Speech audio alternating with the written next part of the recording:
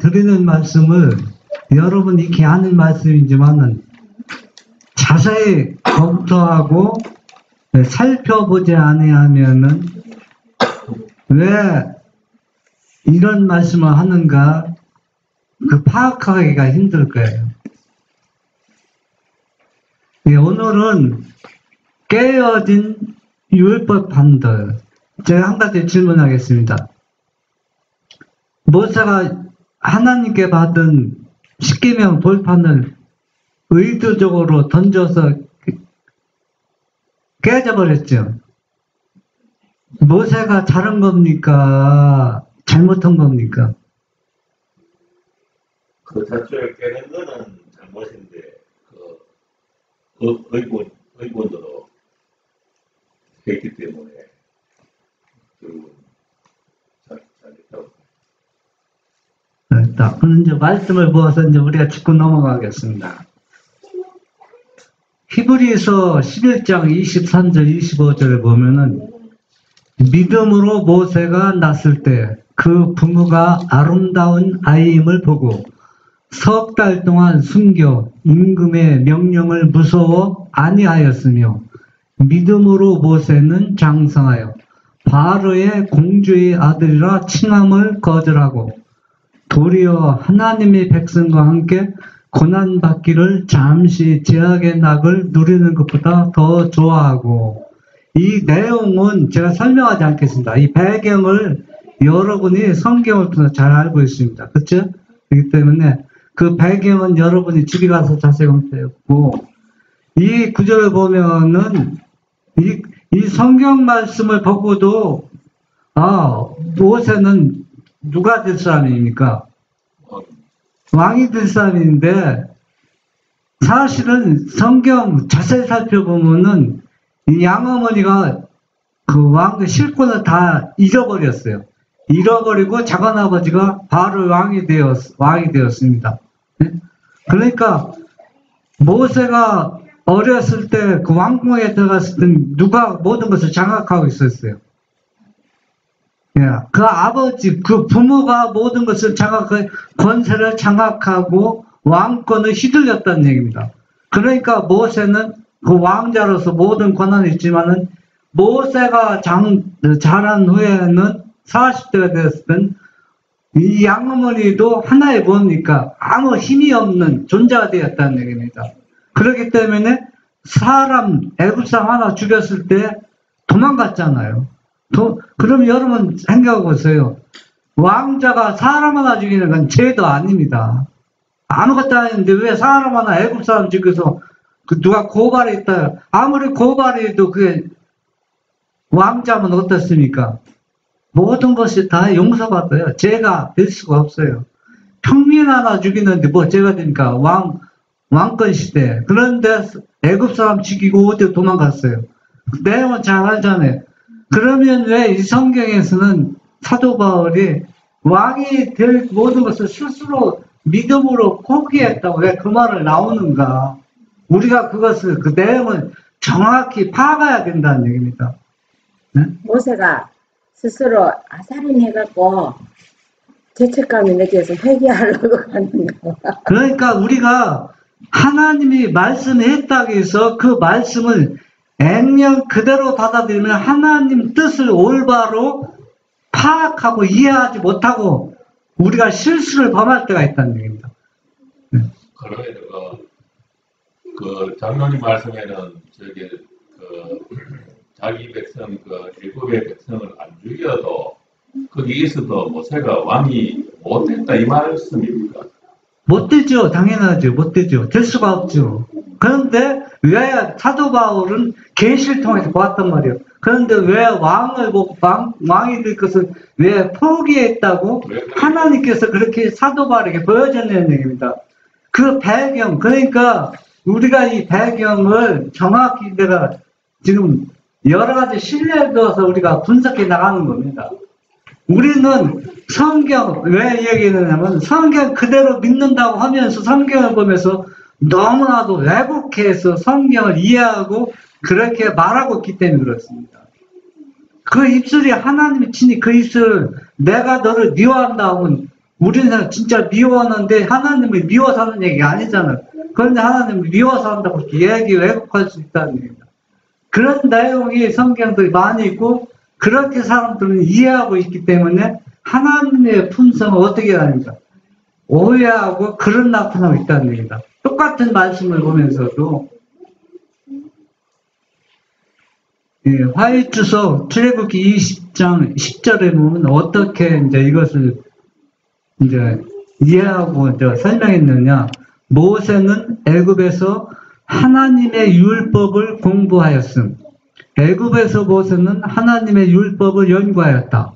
모세의 힘은 모든 능력의 근원이신 만군의 주 하나님과 교제를 나눔에 있었다. 그는 세상적인 모든 유혹을 의연히 뿌리치고 하나님을 전적으로 신뢰하였다. 그는 자신을 주님의 것이라고 생각했다. 한편으로는 바로 왕의 공무를 수행하면서 그는 계속해서 하늘 정부의 율법을 공부하였고 따라서 믿음도 자라났다. 그 믿음은 그에게 매우 가치가 있는 것으로 아주 어릴 때 받은 교훈의 토양 속에 깊이 뿌리를 내렸고 그의 생활은 속박 가운데 있는 이스라엘을 구원하기 위한 준비였다. 여기 보면은 모세가 왕궁에서 그 생활하면서 하나님의 율법을 체계적으로 연구하는 건데 믿음이 자랐는데 그 뿌리가 어디에 시작했다고요? 어렸을 때 엄마에게 받은 교훈이 그렇게 뿌리를 내리겠다는 얘기입니다. 그러니까 어렸을 때 엄마의 받는 교육이 얼마나 중요하다는 것을 여기서 우리에게 지금 교훈을 주고 있습니다. 이는 모세는 양편에 다 모든 걸 연구했고 우리가 하나님 말씀도 연구하고 또 애굽의 왕이 되어서 모든 것을 어떻게 정치할 것을 양쪽 다 모았다는 게 연구했다고 했습니다. 그래서 다 양쪽에 한쪽만 치우친 게 양쪽이 다 자라났다는 얘기입니다. 그는 그 일들을 묵상하였고 하나님께서 주시는 임무에 늘 귀를 기울였다. 애굽 사람을 죽이고 난 다음 그는 하나님의 계획을 이행하지 못하고 있다는 것을 알고는 애굽에서 도망쳐 나와 목자가 되었고 더 이상 어떤 큰 일을 하려고 계획하지 않았지만 매우 겸손한 사람이 되었다. 그의 지상에 어둡게 드리워있던 안개는 거칠어졌다. 그는 피난처에서 하나님을 찾게 하는 정신훈련을 쌓아갔다. 이게 사람 하나 죽이고 모세가 도망가는 배경이 있잖아요. 그러면은 왜 이렇게 사람 하나 죽이고 쫓겨난 것도 아니고 도망갔는데 뭘 포기했다 했어요. 왕이들 모든 걸 세상의 부귀영화를 포기하고 하나님 백성과 고난받기를 그 길을 택했다. 여러분 이해가 됩니까? 사람 죽이고 지금 뭡니까? 왕이 된 사람이 왜 도망갑니까? 자기 도망간 거예요. 자기 생명을 지키기 위해서. 그런데 하나님은 그를 어떻게 평가했어요? 왕이 될 것을 믿음으로 모든 것을 포기하고 하나님 백성과 고난받기를 그 길을 택했다. 왜 하나님께서는 모세를 그렇게 보았느냐는 얘기입니다. 왜 그렇게 보았다고 생각합니까? 하나님께서는. 모세가 생각하기를 이스라엘 백성을 애굽에서 구원하려고 자기 방법으로 사람을 죽여가면서 구원하려고 그랬는데 이게 하나님 방법이 아니구나 하고 다 깨닫고 거기서 하나님 손들고 내 아무것도 안 하겠다고 도망을 그거는 그 후회하죠. 한참 후의 일이고 그거는 후회버리고 모세가 12살에 왕궁에 들어갔잖아요. 왕궁에 들어갔을 때 모세는 다니엘을 여러분 잘 알잖아요. 다니엘이 하루에 3번씩 예루살렘 성을 향하여서 창문을 열고 기도했을 때 시기하는 사람은 그걸 뭐로 잡았어요? 그걸 죽일 수 있는 뭘 찾은 거예요? 근거를 찾은 거잖아요. 모세도 다니엘처럼 그렇게 충실하게 일을 했어요. 일을 했는데 왜 사람들은 모세를 다니엘처럼 모함을 못했느냐? 다니엘은 배경이 아무것도 없어요. 근데 모세는 배경이 튼튼하다. 그러니까 너무 그가 충실하게 하나님 율법도 연구하고 이스라엘 백성에 서서 일하지만은 뭐냐면은 모세는 조금 나오겠지만은 시인이요, 철학자요, 역사가요, 입법자요, 군대 장군이요. 그러니까 모세가 모든 것을 거의 장악했다는 얘기입니다. 그렇기 때문에 다니엘처럼 모세를 모함할 수가 없는 배경이 있습니다. 그런데 모세가 그것을 하나님 편을 포기하고 그 길을 갔다면 분명히 그는 왕이 되고 모든 것을 장악할 수 있는데 그 길을 택하지 않았다는 얘기입니다. 택하지 않았기 때문에 사람 하나 죽여서 그 모든 것을 다 잃어버리게 됐어요. 모세가 그 길을 택한 겁니다. 그래서 모세는 믿음으로 그걸 포기했다는 얘기입니다. 내게 보면은 만약에 믿음을 포기하지 않았으면은 왕이 되고 사람 죽여도 어려움 당하지 않는다는 얘기입니다. 그러니까 하나님께서는 모세를 그렇게 높게 평가하신 겁니다. 우리가 그 면을 한 면만 보면은 모세가 진짜 모든 걸 포기한 것처럼 느끼지만은 역사를 보면 그 당시에 모세가 모든 걸 잃어버렸거든.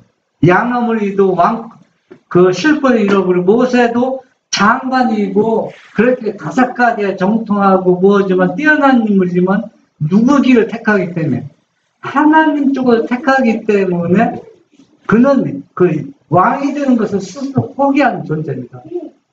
왕이 되려고 하지 않았어요. 이스라엘 백성을 구원하고 그 백성과 고난받기를 원했기 때문에 이 일이 일어났다는 얘기입니다.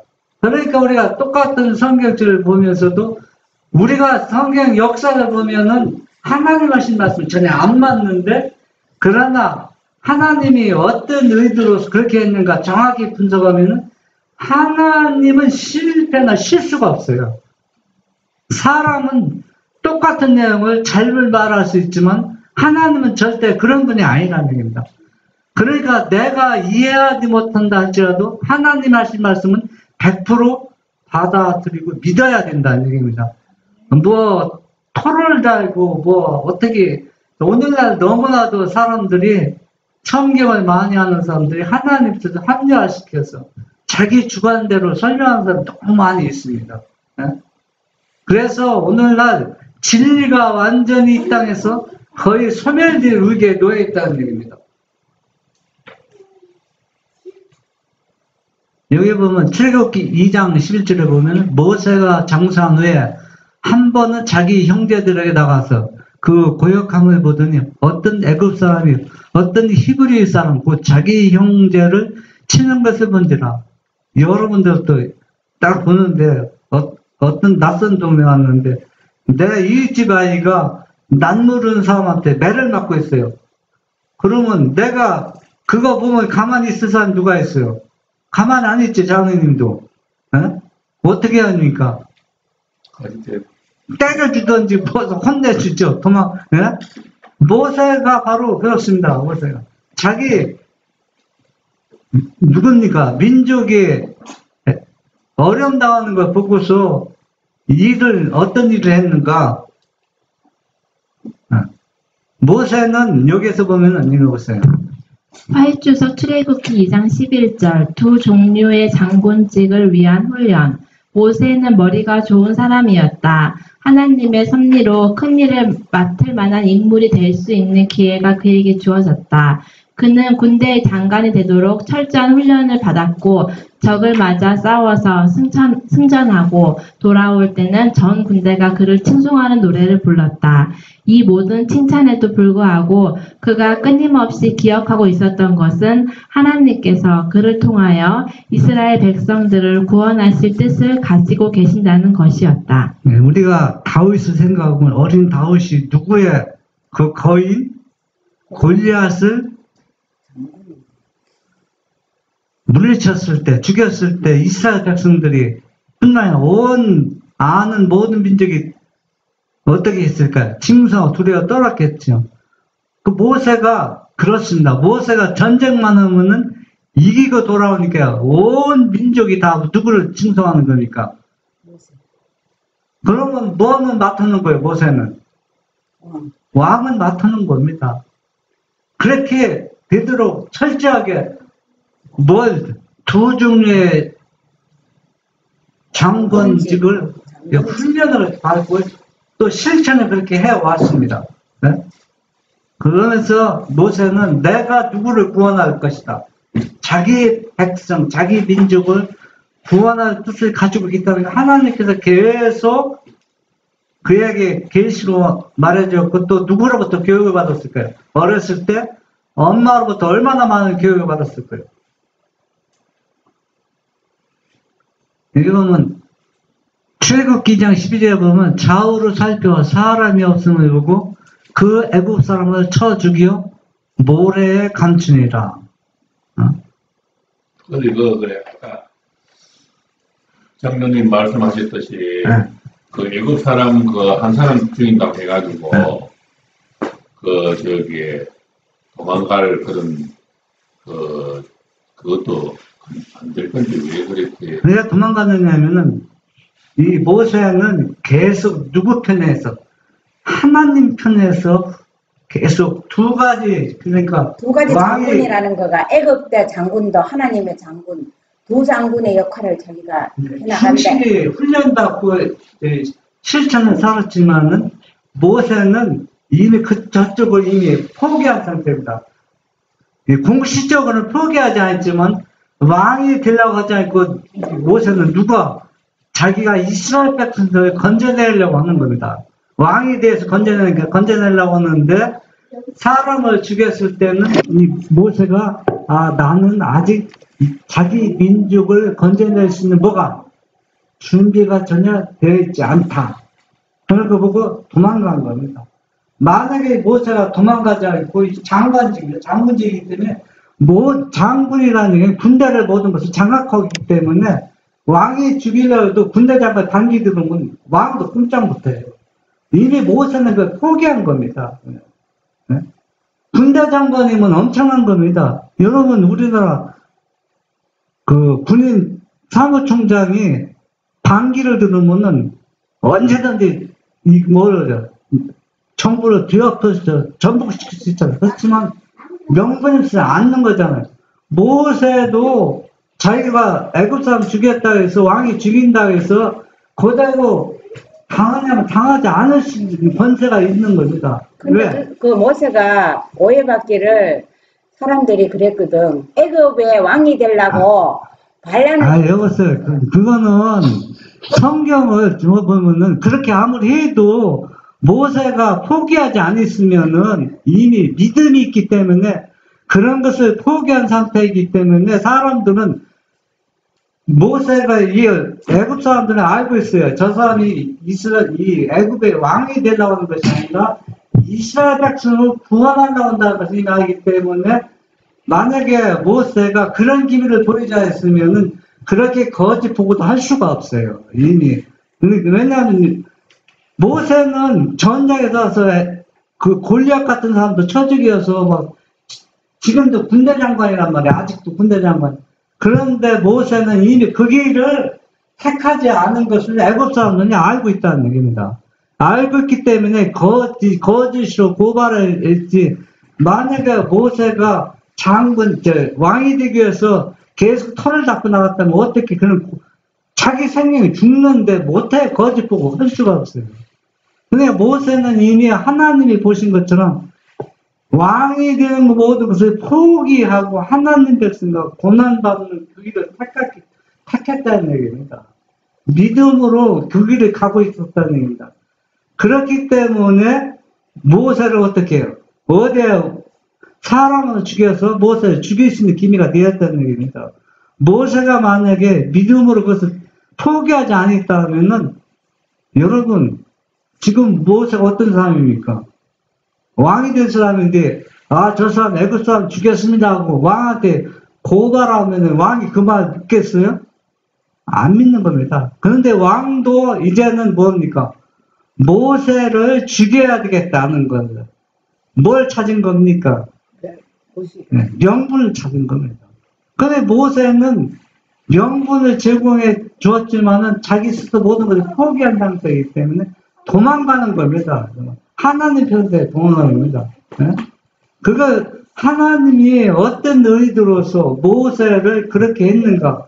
역사나 모든 것을 정확하게 분별해서 하나님이 하신 말씀은 우리가 정확히 이해하지 못한다 할지라도 어느 정도 하나님이 왜 그렇게 사도 바울을 통해서 말씀하시는 것을 이해하면 모세는 어떤 존재라는 거, 얼마나 대단한 존재라는 걸 알 수가 있습니다. 그냥 우리가 생각하는 참 믿음이 좋다 그런 차원이 절대 아니라는 얘기입니다.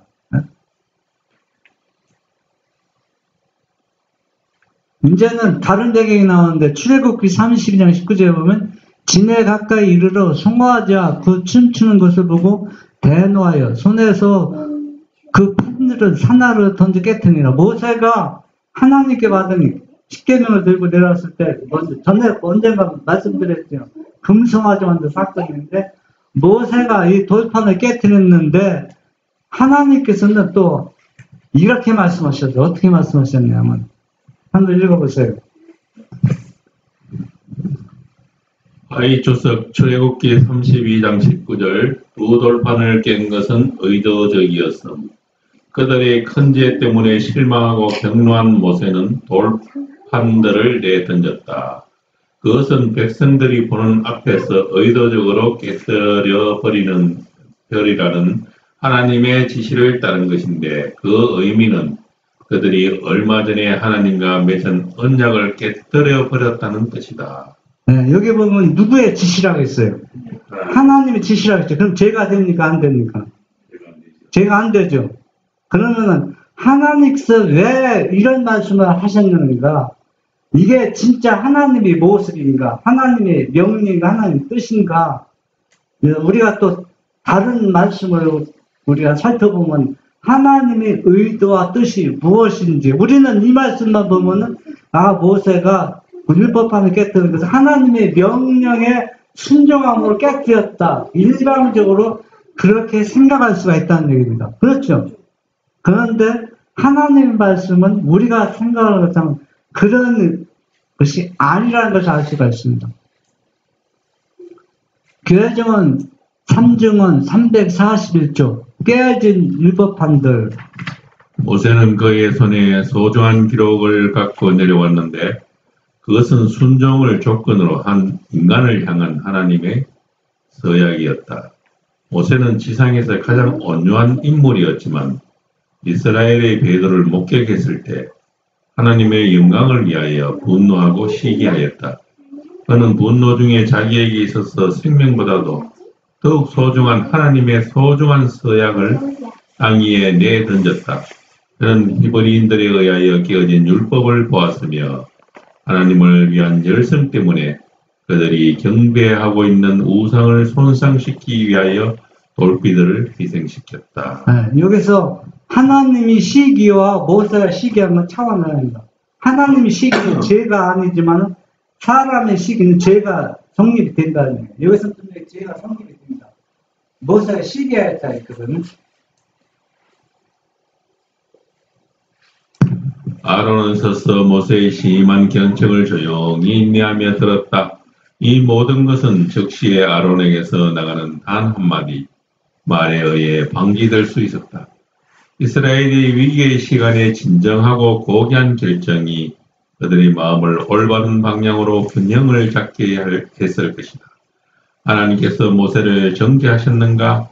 아니다. 위대하신 하나님의 선하심을 통하여 모세의 성급함과 열성은 용서를 받았는데 이는 이스라엘의 배도의 증거를 그가 목도했을 때 그의 실망과 슬픔 그리고 그의 충성심을 모두 감안한 까닭이다. 히브리인들의 위기 때에 그들을 구원할 뻔했던 인물은 침묵하였다. 그는 백성의 죄 때문에 분개하지 않았고 자책하지 않았을 뿐만 아니라 자신의 잘못을 깨닫고 후회하지도 않았다. 오히려 그는 두려운 죄에 빠진 자기의 행위를 정당화하고자 노력하였다. 그런 백성들의 요구에 굴복한 자신의 약점에 대해 백성들에게 책임을 돌렸다. 그는 모세가 그랬던 것처럼 이스라엘의 불평을 감당할 용의가 없었으며 그들의 부르짖음과 비이성적인 소원의 압력 아래 서기를 원하지 않았다. 그는 항의도 없이 백성들의 정신과 기분에 빠져들었다. 그런데 지금은 그들에게 책임을 돌리고자 했다. 여기서 아론과 모세의 태도가 있는데, 아론은 자기 생명이 위급하니까 백성들의 소유 속에 합류해서 죄를 범했지만, 모세는 하나님 영광에 시기했지만 분노해서 의분을 참지 못하고 돌판을 던졌습니다. 자기 생명을 완전히 내던진 겁니다. 완전히 대주적입니다. 아론은 자기 생명을 구하기 위해서 죄와 합류했지만, 모세는 절단, 당연히 돌판을 던지면서까지 이스라엘 백성과 변했습니다. 그러니까 이스라엘 백성이 모세를 죽일지도 모르는 겁니다. 분노하는 거. 그런데도 그 일을 감행한 겁니다. 모세는. 완전히 대주적이죠. 이스라엘 희중은 아론이 모세보다도 훨씬 더 기분 좋게 받아들일 만한 지도자라고 생각하였다. 그는 그토록 꼿꼿하지 않았다. 그들은 모세가 매우 나쁜 정신을 나타내고 있다고 생각했으며 모세가 그토록 심하게 견책하는 아론에게 동정을 보냈다. 그러나 하나님께서는 모세의 정직한 열성 때문에 빚어진 신중치 못한 행동을 용서하셨다. 모세가 돌판을 던진 것은 뭐입니까? 신중치 못했다는 얘기예요. 그러니까 잘못이라는 얘기죠. 그러면 우리가 이 말씀을, 모세는 죄를 고하기 전에 이미 용서했다고 했잖아요. 그러면 이 말씀은 우리가 어떻게 이해하고 있냐면, 예수님이 우리에게 뭐를 하셨습니까? 우리의 죄를 정죄하기 위함입니까? 우리의 죄를 용서하기 위함입니까? 그래서 하늘의 왕궁을 버리고 인성을 쓰시고 우리 곁에 오셨습니다. 자기 자신을 최대한 더 낮출 수 없을 정도로 인간으로 오신 게 아니라 뭐로 왔다 했어요? 종의 종으로 왔다 했습니다. 그러면은 위에 하나님은 먼저 번에는 이거 돌판을 던지는 것이 누구의 지시라고 했어요? 하나님이 지시라고 했느냐? 이 하나님은 인성을 쓰시고 우리 곁에 다가오는 것처럼 하나님은 인간에서 모세에게 다가오는 겁니다. 나도 인간이었다면 너처럼 그렇게 했을 것이라는 얘기입니다. 의분과 분노와 어떻게 내가 참을 수 있겠느냐? 네? 나라도 너처럼 그렇게 했을 것이다. 그렇지만 신령치 못하지만 너는 이미 죄가 성립이 안 된다. 사단이 고발하지 못하고 완전히 하나님께서 대학을 얘기해 준 겁니다. 그러면은 하나님이 왜 이런 말씀하시는가? 이렇게 우리가 정확히 분석한다면은 하나님이 지시였다. 그리고 다음에 신중치 못했다. 하나님의 뜻이 무엇인지 알 수가 있잖아요.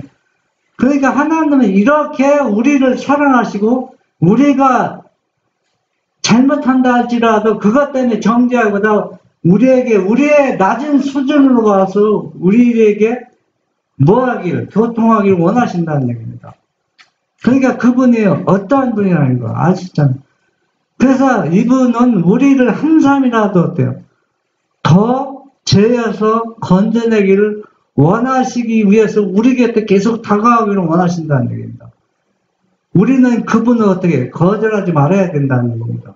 그리고 또 그분이 하신 말씀을 왜곡시켜서 그분의 품성을 잘못 드러내서 영광을 그분께 안 돌리는 그런 어리석은 일은 하지 말아야 된다는 얘기입니다.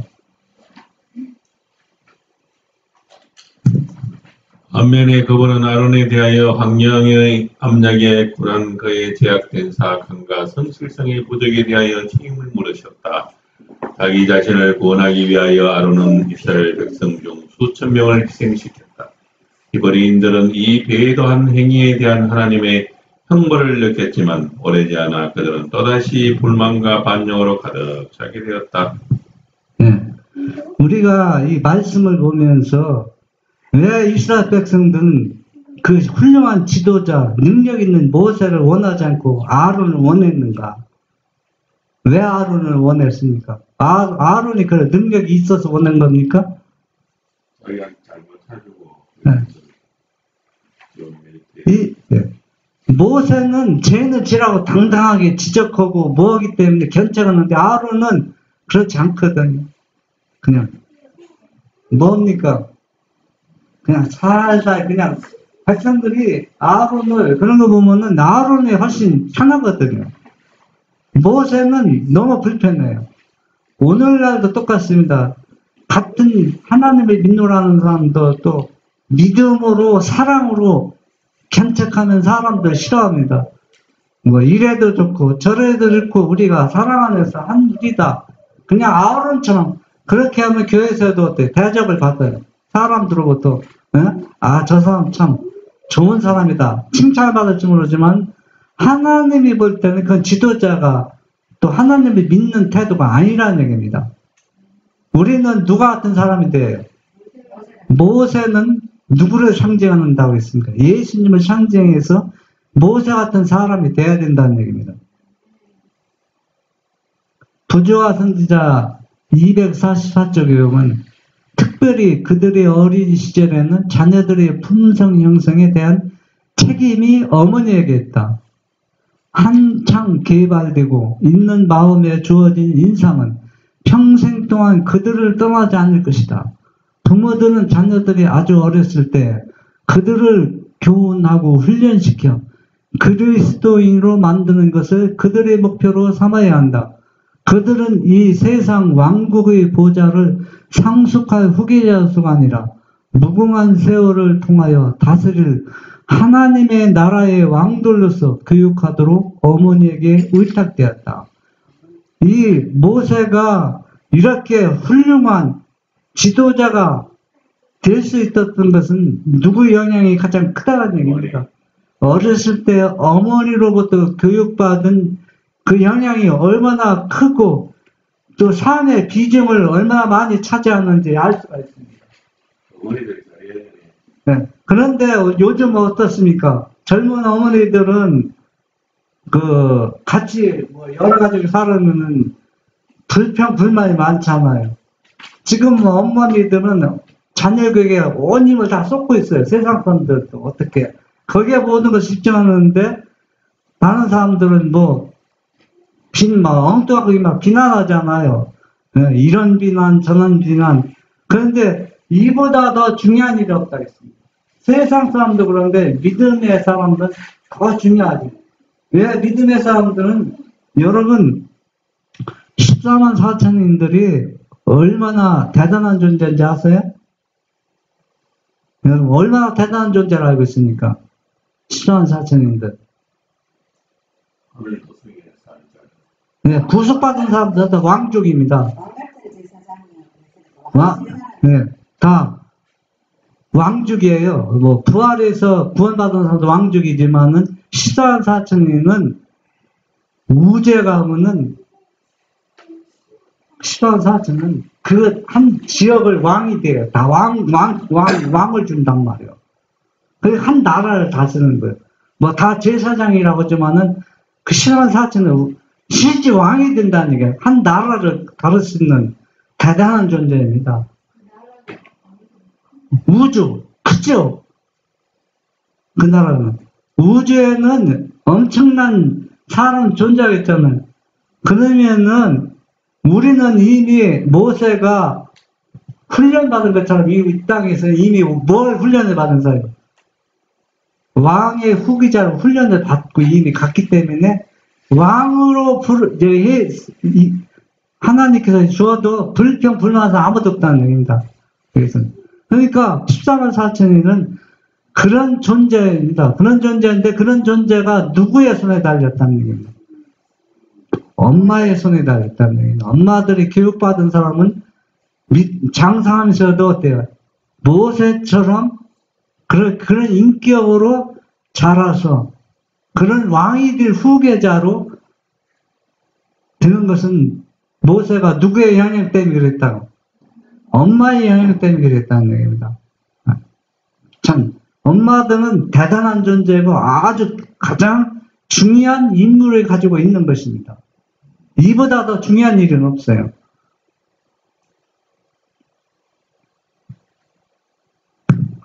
모든 어머니들로 하여금 자기에게 주어진 순간들이 매우 귀중하다는 것을 느끼게 하라. 어머니의 이런 엄숙한 심판날에 검사를 받게 될 것이다.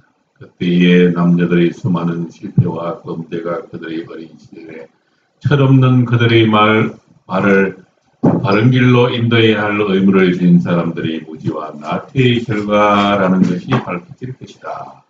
그때에 또 천부적 재능과 진리와 선응의 빛으로 세상에 축복을 가져왔던 많은 사람들이 그들의 가마와 성공의 원동력이 된 원칙들을 그들의 어머니 곧 기도하는 그리스도인 어머니에게서 배운 것임을 밝혀질 것이다. 그 어머니가 믿음 안에서 진실한 기도를 했다면 자녀는 절대로 밖에 나갈 수가 없습니다. 막 나갈 수가 없어요. 어머니가 그렇게 기도하지 못한 그 책임을 하나님께서 꼭 물으신다 했어요. 네? 그렇기 때문에 어머니로서 그 책임을 다하도 최선을 어떻게 해요? 그렇게 믿음의 생활을 해야 된다네. 해야 되는 거 엄마가 하는 걸 누가 도와주는 겁니까? 예수님께서 그렇게 책임을 다할 수 있는 뭘 주시는 겁니까? 능력을 주시고 은혜를 주시기 때문에 엄마는 마음만 믿으면 다 할 수 있다는 얘기입니다. 예수님은 못하는 것을 하라고 하는 분 절대 아니라는 걸 우리가 알 수 있습니다. 할 수 있기 때문에 다 하라고 한다는 겁니다. 부자 선지자 246쪽에 보면 그 나라의 권세의 호를 휘두르기에 적합한 사람이었다.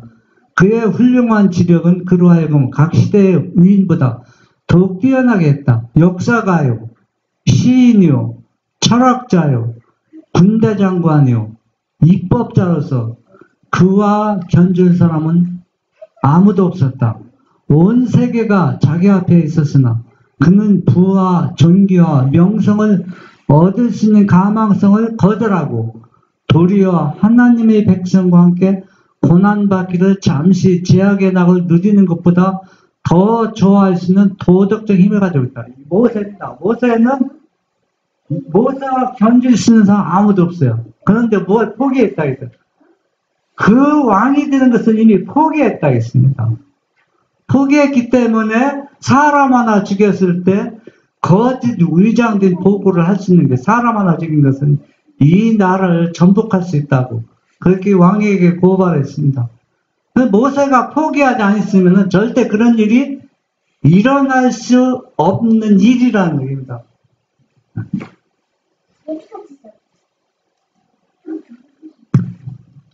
우주와 247 모세는 아직 위대한 그의 사업을 성취할 준비가 되어 있지 않았다. 그는 아브라함과 야곱이 배운 동일한 믿음의 교훈, 하나님의 약속의 성취를 위하여는 인간의 힘이나 지혜를 의지하지 말고 그분의 능력을 의지할 것을 배워야 했다. 그리고 한적한 산중에서 모세가 배워야 할 다른 교훈들도 있었다. 걷기와 고난의 학교에서 그는 인내와 감정을 조절하는 것을 배워야 했다. 현명하게 다스릴 수 있기 전에 그는 순종하기를 배워야 했다. 그가 이스라엘 백성에게 하나님의 뜻을 가르치기 전에 그 자신의 마음이 그분과 완전히 조화되어야 하였다. 자신의 경험으로 그는 장차 그의 도움이 필요로 하게 될 모든 사람들을 자유로운 아버지와 같이 돌볼 수 있도록 준비되어야 하였다. 모세는 애굽의 왕이 되는 것을 포기했지만은 그러나 하나님의 백성을 애굽에서 인도해 내리려는 것을 절대 포기하지 않았습니다. 그 일을 하기 위해서 자기는 이미 거의 준비가 되었다고 생각했는데 사람을 딱 쳐 죽이고 나니까 자기가 너무 준비가 되지 않고 하나님과 하나가 되지 않았다는 것을 너무나도 깨달습니다. 그래서 모세가 자기 생명을 보존해서 도망가신 것이 아니라 이것을 하나님과 하나 되고 이스라엘 백성들 구원하기 위해서 훈련이 더 필요하기 때문에 간 겁니다. 뭐 자기 생명을 보존하게 도망갔다고 하지만 하나님은 그렇게 평가하지 않습니다. 준비시키기 위해서 애굽을 떠난 겁니다. 애굽에서 믿음으로 성경을 연구하고 그렇게 했지만은 배우지 말할 걸 너무 배웠습니다. 안 배워도 너무 배웠기 때문에 그것들이 뭐가 아니야? 어려움을 겪게 하는 겁니다. 부조와 선지자 248절 사람들은 그 오랜 세월 동안에 수고와 남의 눈에 드러나지 않는 생활을 시간적으로 큰 손실이라고 생각하여 면제시켜 주었을 것이다.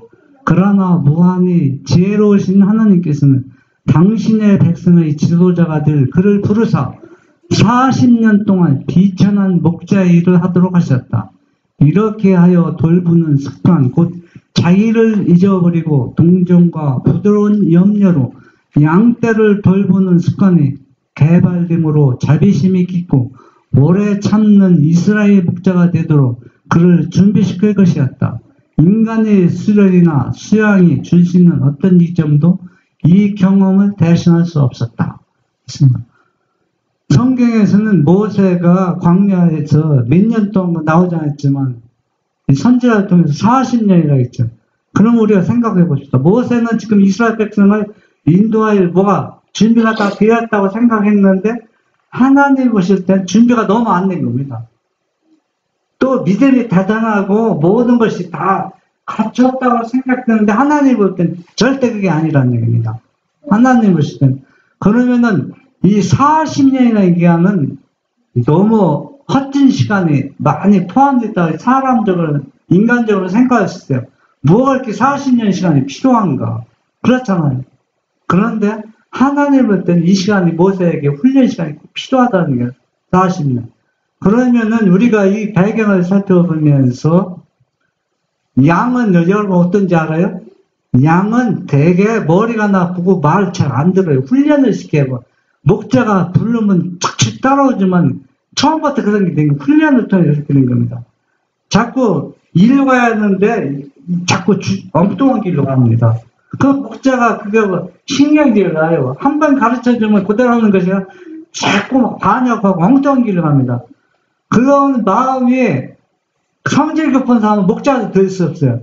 그런 것들을 40년 동안 하면서 자기 마음을 다스리는 법을 이보다 더 중요한 것은 하나님께 얘기합니다. 40년 동안 자기 마음을 다스릴 수 있는 방법은 양들을 돌보면서 배운 것이 이 가치가 무엇으로도 대신할 수 없다는 얘기입니다. 그러면 여러분 이 말 배경을 보면서 우리가 지금 어떤 사람이 그렇습니다. 이 진리를 가지고 있는 사람들 왜 맥을 못 치고 힘 못 쓰느냐고. 그런데 모세도 이스라엘 백성을 단번에 가서 구원하고 싶지만 뭐가 안 됐어요? 준비가 안 됐습니다. 우리도 이 진리를 가지고 있지만 진리를 선포해서 그 백성을 바벨론에서 끌어내고 싶은데 우리는 이 진리를 나는 이 진리를 알고 있다고 생각하지 하나님 볼 때 너무 준비가 안 된 겁니다.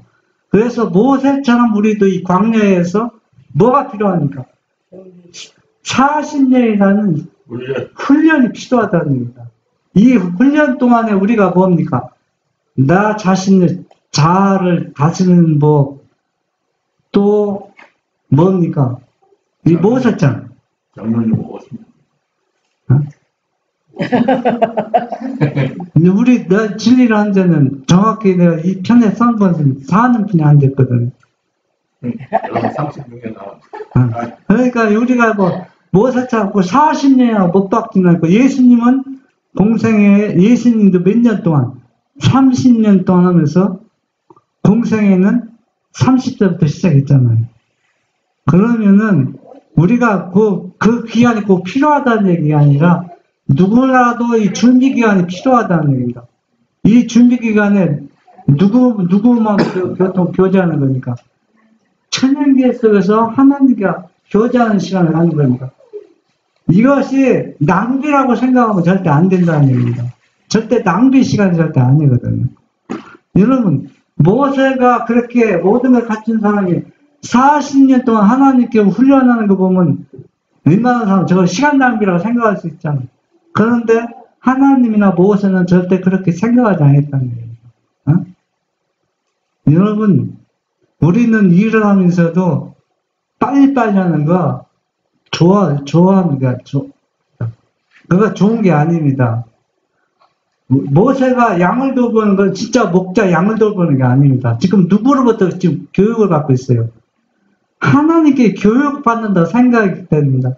우리는 일하는데 여러분 여자분들 빨래하면 내일 한다고 생각하지 마세요.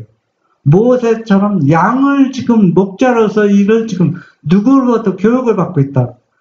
하나님으로부터 교육을 받고 있다고 생각해야 그 사람이 여러분 답답하잖아. 누구는 뭐 전도해서 뭐 몇천 명 인도했네 무언대 하는데 선교에서 나가서 일하는데 나는 고작 뭐 논에서 뭐 농사나 짓고 뭐 빨래나 하고 밥만 하고 그럼 자기 자신이 너무 애소하잖아. 그렇게 생각하지 말라는 얘기입니다. 나도 모세처럼 큰 일을 하기 위해서 누구로부터 지금 하나님께로부터 진실한 교육을 받고 있다고 생각하면은 내가 무슨 일이라도 이제 마음에 공허하지 않고 하나님 누구와 함께하고 있다. 하나님과 함께하고 있다. 자부심을 가지고 일할 수 있다는 얘기입니다. 여러분이 하는 일은 다 여러분 일이 아니고 누구의 일?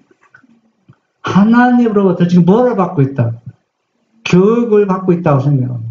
모세가 그렇게 생각하기 때문에 40년 동안 그 일을 할 수 있었다는 얘기입니다. 다른 사람은 물어보세요.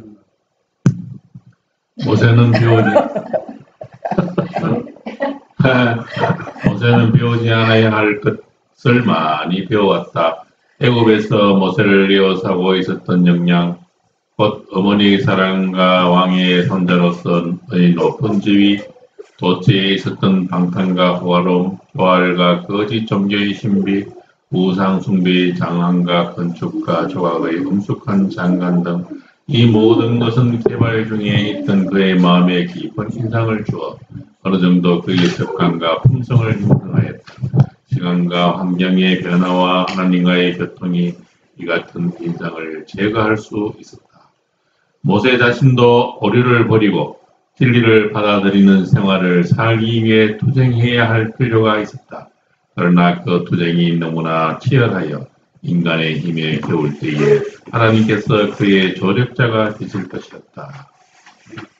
여러분, 이 모세가 배우지 말아야 될 배워서 배운 거, 그 왕궁에서 40년 동안 생활하는 것이 그 버리는 것이 하루아침에 버릴 수 있는 게 아니라 40년 시간이 필요했습니다.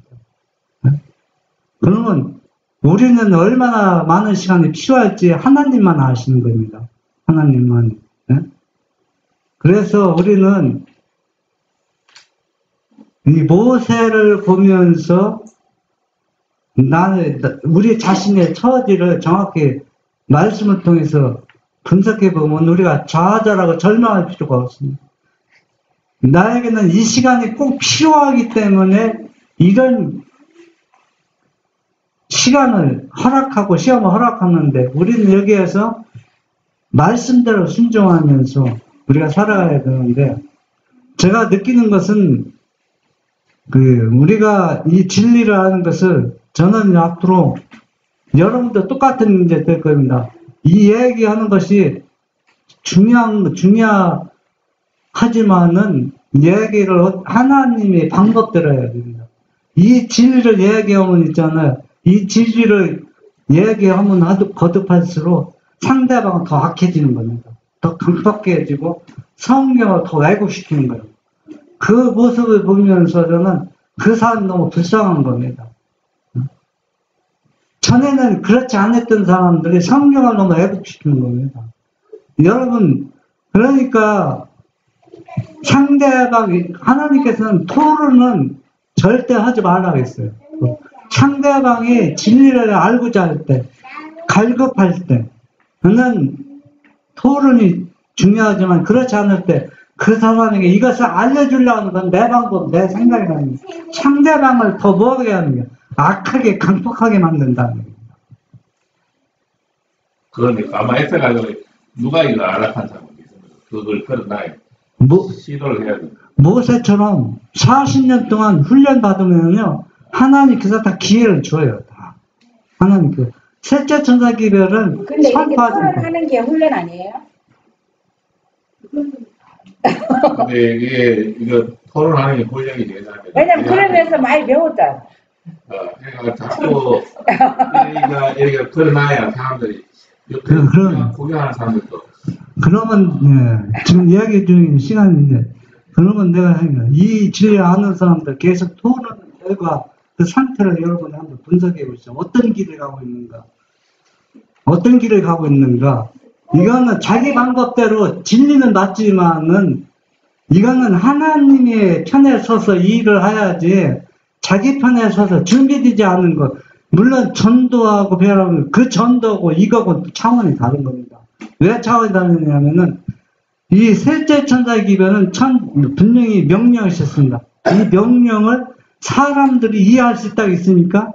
이해 못한다고 했어요. 절대로 이해 못하고 이해하려고 하지도 않고 이해할 수도 없고. 그러면 전에 예수님이 말씀을 선포할 때 그런 말씀을 하지 않았습니다. 상대방이 거절하든지 받든지 무조건 전환하겠습니다. 지금 셋째 천사의 기별은 그 배경과 그 의미와 뜻을 우리가 정확히 파악해서 일을 해야 된다는 게, 예수님 믿으라고 구원받으라는 건 알 수 있죠. 그렇지만은 예수 믿고 구원받는 거는 지금 예수 믿고 구원받습니까? 아닙니다. 왜 구원받느냐면은 셋째 천사의 기별 핵심을 알아야 구원해 준다고 했어요, 지금은. 그 기별이 뭐라고 했어요? 구원을 얻느냐, 구원을 받지 못하느냐, 시험이라고 했습니다. 전에는 이 기별을 선포하기 전에는 예수님 사랑하면은 예수만 믿으면 다 구원 얻었어요. 여러분, 흰을 입은 사람들 나오잖아요. 그 흰을 입은 사람들은 대환란을 거친 사람들. 대환란이라는 얘기는 이런 환란들이지만은 이 셋째 천사의 기별을 이해하고 받아들이는 게 쉽다는 건 어렵다는 얘기입니다.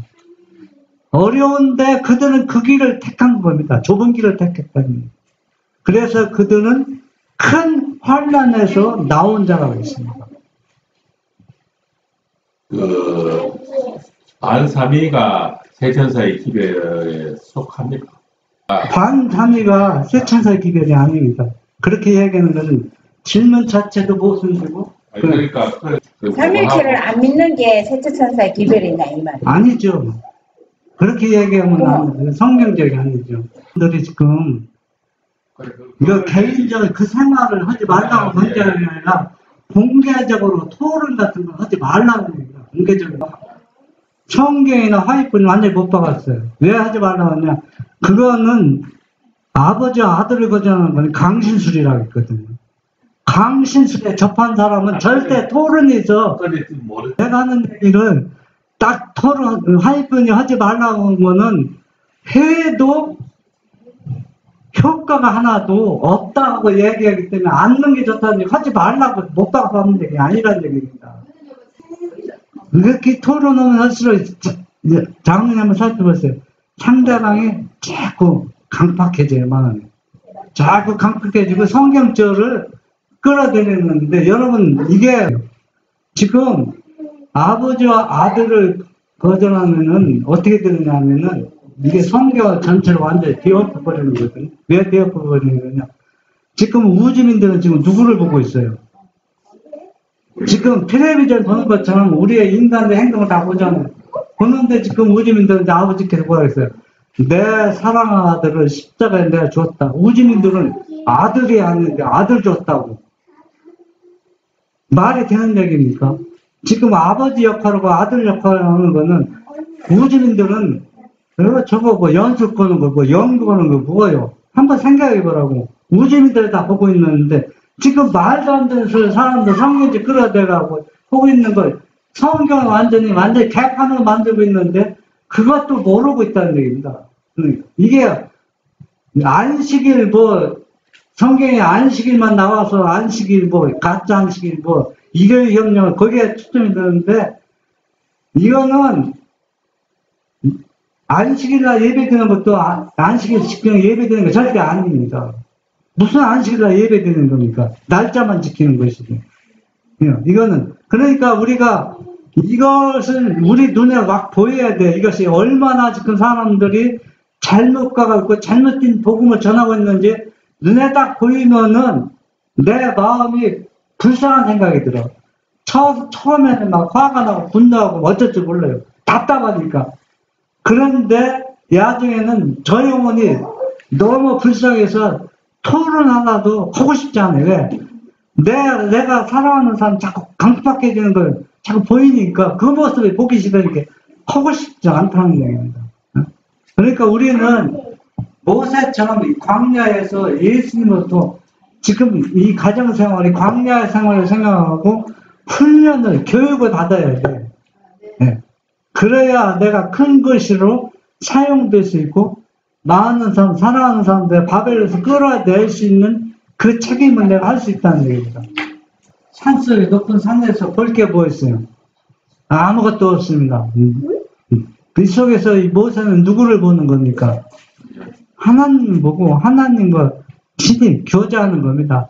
자기가 배웠던 세속적인 것들 다 버리고 또 어렸을 때 어머니한테 받은 교육을 생각하면서 지금 뭘 합니까? 이스라엘 백성들을 건져낼 수 있는 능력이 되도록 그것을 책임을 배우는 겁니다. 책임을 할 수 있도록. 모세가 이렇게 배웠기 때문에 뭐 금송아지 만들고 또 조금 나가면 또 뭐 족장들 도란 뭐 나단 아비람 뭐 250 족장들이 또 반역 일으키는 거 그런 걸 보면서도 모세가 견딜 수 있었던 것. 모세가 이렇게 하나님과 이 산 안에서 이 광야에서 이런 훈련을 받았기 때문에 가능한 거랍니다. 이렇게 훈련받지 않으면 모세가 그 일을 감당할 수가 없어요. 무저 250일 사면이 산으로 둘러싸인 한적한 곳에서 모세는 홀로 하나님과 함께 있었다. 애굽의 장엄한 심정과 그것의 미신과 의의가 더 이상 그의 마음에 영향을 주지 않았다. 영원한 산들의 장엄한 속에서 그는 지극히 높으신 분의 위엄을 바라보며 그와 대조해 볼 때 애굽의 신들이 얼마나 무력하고 하찮은지를 깨달았다. 도처에 창조주의 이름이 기록되어 있었다. 모세는 그분이 임재에 계시는 곳에 서 있는 것 같았고 그분의 능력으로 둘러싸인 것 같았다. 여기서 그의 자존심과 자부심은 완전히 일소되었다. 단순하고 소박한 광야 생활을 통해서 애굽의 안일과 사치의 결과들은 다 없어지고 말았다. 네, 모세가 이렇게 철저하게 예부와 완전히 단죄된 상태에서 그 높은 산 그 바라보면서 거기에서 지금 누구만 하나님과 교제하면서 자기가 세상에 익숙해 모든 것을 다 버리고 하나님의 능력을 여기서 경험하는 겁니다. 우리도 여러분들도 가정생활하는 거 그것이 모세처럼 이 특별한 하나님께로부터 뭘 받고 있다. 훈련을 받고 있다고 생각하면서 우리가 침착하게 우리가 마음이 조급할 필요도 없습니다. 언제 이 기별을 전해서 언제 사람들을 돌아가냐 그렇게 조급하게 할 것도 없고 여러분이 훈련이 다 마치면은 하나님께서 적당한 때 여러분을 불러내서 모세가 애굽 백성을 바로의 손에서 끌어낸 것처럼 우리도 죄에서 사람들 끌어내도록 하나님께서 부르실 때까지 여러분들 기다리면서 하나님부터 직접 훈련을 받는다고 생각하시면 됩니다.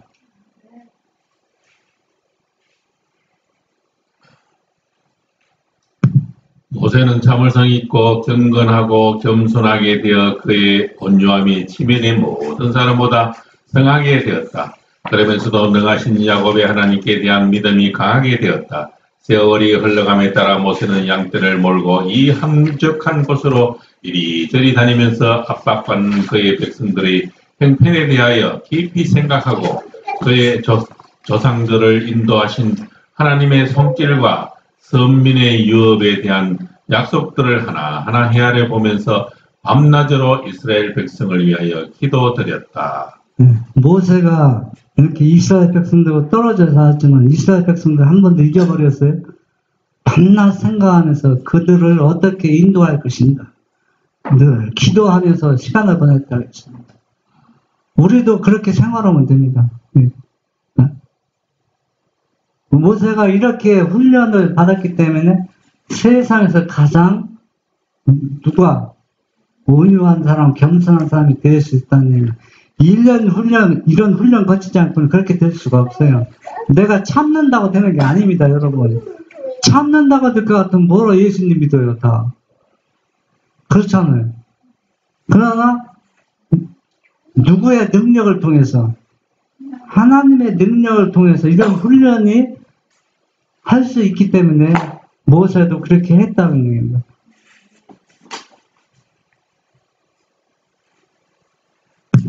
하늘의 천사들은 그의 주위에 그들의 빛을 비춰주었다. 여기서 그는 성령의 감동하심을 입어 창세기를 기록하였다. 적막한 황야에서 보낸 오랜 세월은 모세와 그의 백성뿐 아니라 그 후 계속된 모든 시대를 통하여 이 세상에 풍성한 축복이 되었다. 모세가 여기에서 뭘 기록했다고? 창세기를 기록했다는 얘기입니다. 여러분은 모세는 창세기를 기록했지만 여러분은 뭘 기록한 줄 알아요? 내가 받을 그 나라의 왕이 되면은 그것도 하나님께서 보여주실 수 있어요. 그러니까 여러분들 살아서 예수님을 영접한 사람, 이 진리를 선포한 사람들은 우리가 생각하는 것보다 정말 대단한 존재입니다. 보통 존재가 아니에요. 여러분 주위에 하늘 천사들이 진치고 있고 하늘 천사 오주민들은 누구를 바라보고 있어요? 여러분들을 지금 진지하게 바라보고 있다는 얘기입니다. 그러니까 우리는 작은 무리가 아니에요. 우리 주위에는 보이지 않는 뭐가 많이 있습니까? 천사들이 많이 있다는 얘기입니다. 그래서 여러분들 이 진리가 아무리 좁은 길이라 할지라도 그 좁은 길은 뭐와 같아요? 황금길과 같이 그 길을 우리가 기쁨으로 걸어가야 된다는 얘기입니다.